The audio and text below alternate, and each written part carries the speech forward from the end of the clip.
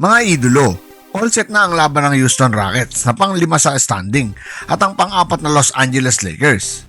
At ang 41 years old na si LeBron James ang tanging pag-asa ng Lakers sa playoffs laban sa team na may Kevin Durant, isang little scorer at mas batang roster.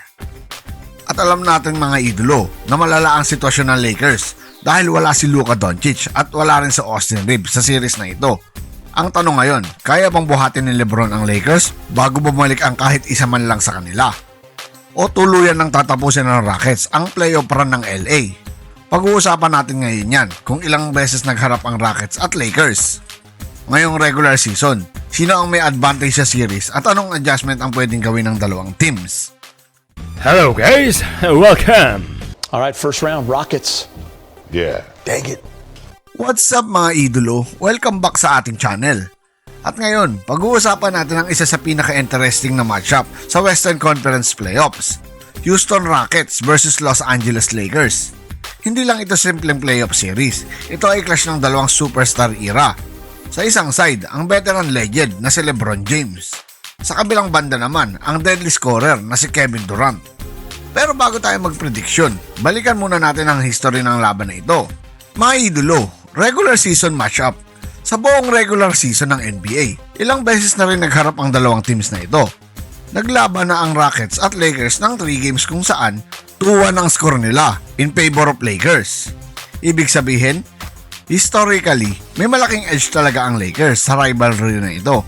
Pero ibang storya ngayong playoffs. Ngayong papasok ang playoffs, walang Austin Reeves at walang Luka Doncic. So mga idolo, mas lamang talaga sa lalim ng roster ang Rockets at lalo mas bata pa ang roster. At sa isang Christmas matchup pa nga, tinalo ng Rockets ang Lakers 119-96 kung saan nagdomina si Durant at Amen Thompson. Andun pa si Luka Doncic nun at Austin Reeves. Kaya kahit may historically advantage ang Lakers, ibang Rockets team na ang kaharap nila ngayon. Mga idolo, ang malaking problema ngayon ng Lakers ay injuries. Wala ang dalawang major players nila, si Luka Doncic at Austin Reeves. At ayon sa reports, maaaring hindi sila makalaro sa buong first round ng playoffs. Ibig sabihin, lahat ng pressure mapupunta kay Lolo Bron. At tandaan, 41 years old na si LeBron James. Oo, elite pa rin siya. Pero ang tanong, kaya pa ba ng katawan niya ang 7-game playoff battle? Pero mga idolo, ito ang interesting, ang LeBron versus KD.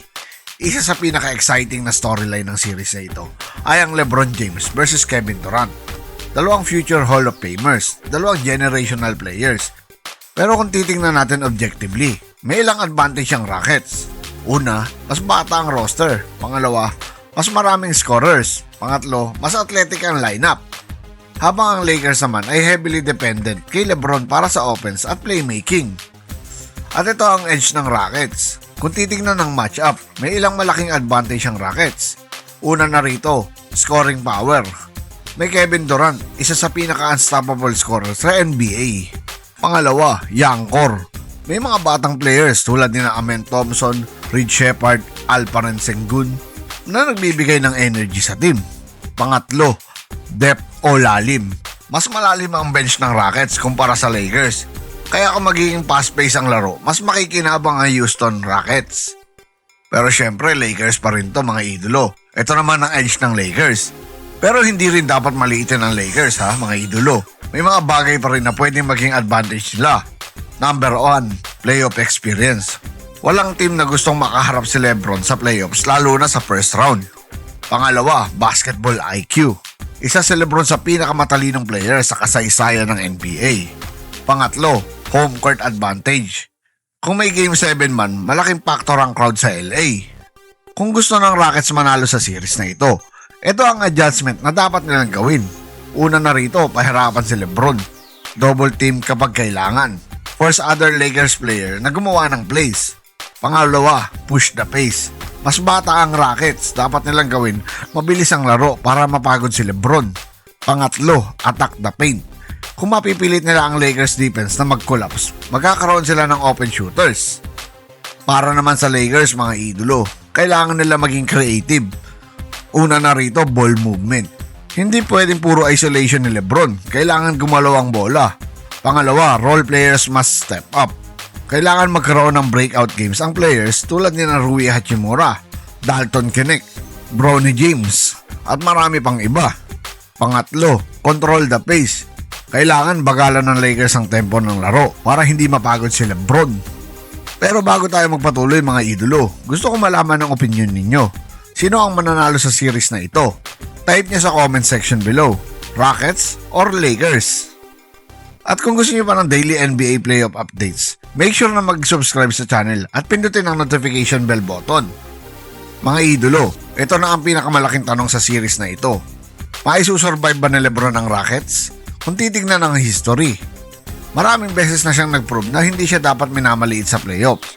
Pero ngayon, 41 years old na siya at kailangan niyang harapin si Kevin Durant, mas batang roster, mas athletic na team.